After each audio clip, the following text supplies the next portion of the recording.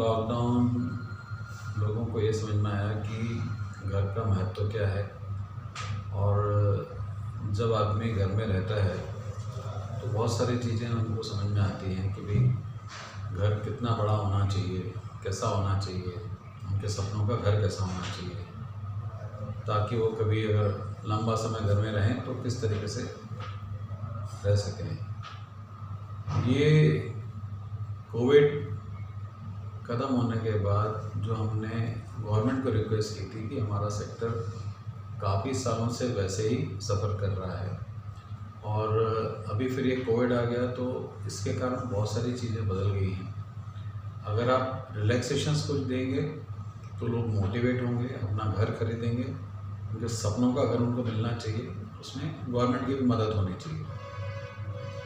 Honourable prime minister ने already जो PMAY योजना डिक्लेयर की हुई है उसमें तो खैर लोगों को अच्छे घर मिल रहे हैं, प्लस स्टेट गवर्नमेंट से भी एक्सपेक्टेड था, सेंट्रल गवर्नमेंट से भी और कुछ एक्सपेक्टेशन थे जिससे कि हमारी इंडस्ट्री को बूस्ट मिले।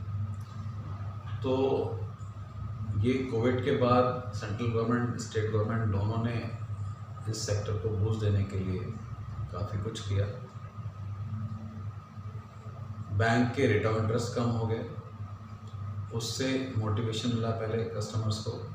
देन उसके बाद स्टेट गवर्नमेंट ने जो स्टैम्प ड्यूटी रिड्यूस की, जो कि करीब करीब 50% कर दी है, उससे भी बहुत बूस्ट मिला। तो अब हमारे सेक्टर को काफ़ी अच्छा रिस्पांस है, लोगों की पूछ परख बढ़ गई है और मैच्योरिटी इंक्वायरीज़ की बढ़ गई है। जो पहले देख के जा रहे थे अब वो कन्वर्ट होने लगे हैं, लोग अपना घर ले रहे हैं और इस सीज़न में और अच्छा रिस्पांस रहेगा। ये फेस्टिवल सीज़न चल ही रहा है, काफ़ी अच्छी बिकावली हो रही है। अभी अगर आप देखेंगे तो रजिस्टर ऑफिस में भीड़ ही भीड़ लगी हुई है। इसका मतलब ये है कि लोगों को लग रहा है कि ये राइट समय है। और ये जो स्टैम्प ड्यूटी का बेनिफिट है, ये जो 50% का बेनिफिट है वो 31 दिसंबर तक है 2020 तक। देन उसका फिर 1% बढ़ा दिया जाएगा, जो कि ऑलरेडी गवर्नमेंट ने डिक्लेयर किया हुआ, स्टेट गवर्नमेंट ने। वो हो जाएगा 4%, जो अभी 3% है शहर में, और जो ग्रामीण में 2% है वो हो जाएगा 3%। 31 मार्च तक के वो और बेनिफिट अवेलेबल है। तो अभी ये सही समय है, लोगों ने घर खरीदना चाहिए और हमें ऐसा लगता है कि आने वाले समय में और अच्छा रिस्पांस मिलेगा इस सेक्टर को और बिकवाली बढ़ेगी। सर क्रेडाई नहीं, ऐसा है कि ऑलरेडी जो रेट्स चल रहे थे, बिकॉज मार्केट वैसे ही स्लगिश था, तो रेट्स काफ़ी कम थे और इन्वेंट्री थी मार्केट में। तो अब लोगों को बेनिफिट ये है कि उनको रेडी पोजीशन के फ्लैट्स मिल रहे हैं, GST उनको नहीं पे करना पड़ रहा है, जिनकी ऑक्यूपेंसी मिली हुई है। वो आप समझ लीजिए जो कि 45 लाख के नीचे का घर है उस पर 1% पहले लगती थी। अब अगर ऑक्यूपेंसी मिली हुई है फ्लैट स्कीम को तो 1% भी नहीं लगेगा, और जो 45 लाख के ऊपर थे उसको 5% लगता था, और ऑक्यूपेंसी अगर मिली हुई तो 5% नहीं लग रहा है। तो ये डायरेक्ट इनडायरेक्ट 1% और 5% का वो बेनिफिट हो गया है। दूसरा, कस्टमर्स को अभी अपने चॉइस का देख के घर लेने की भी एक ये है कि इन्वेंट्री जो लोगों के पास पड़ी थी, वो आपका घर बना हुआ है, आप देख सकते हैं कि वो किस तरीके का है, आप ले सकते हैं। तो रेडी इन्वेंट्री का एक बेनिफिट ये भी रहा है। सर कोरोना हमारी क्रेडाई की जो संस्था है वो पहले से ही कोड ऑफ कंडक्ट फॉलो करती है। रेरा आने के पहले भी हमारा क्रेडाई का कोड ऑफ कंडक्ट था। जो हमारा मेंबर बनता है उसको हमारा कोड ऑफ कंडक्ट एक्सेप्ट करना पड़ता है, वो साइन करता है कोड ऑफ कंडक्ट, तो मेंबर बनता है।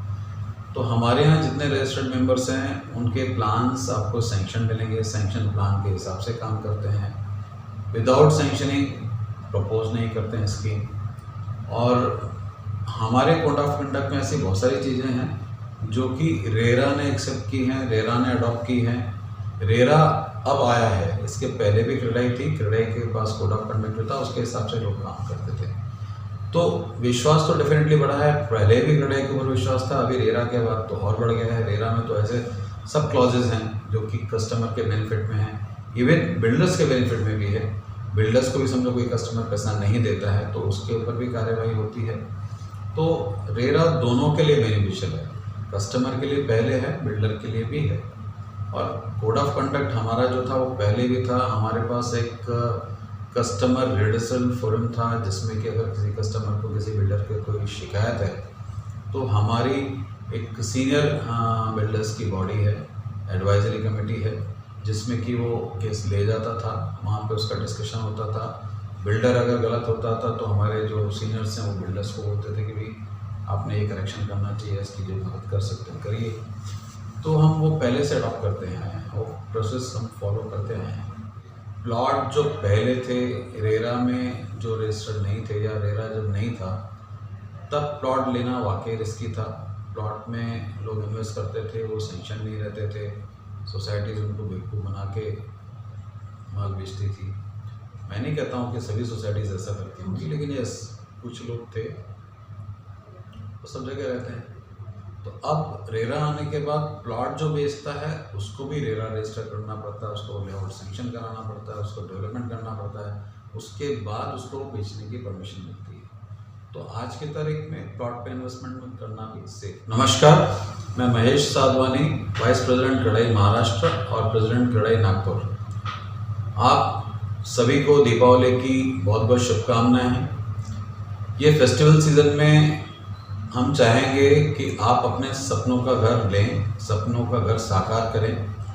आज का समय सही समय है सपना पूरा करने का, अपना घर खरीदने का, क्योंकि ये कोविड के बाद आप सबको समझ में आया है कि घर का महत्व क्या होता है। और आप सबकी मदद के लिए सेंट्रल गवर्नमेंट ने, स्टेट गवर्नमेंट ने बहुत सारी योजनाएं चलाई हैं।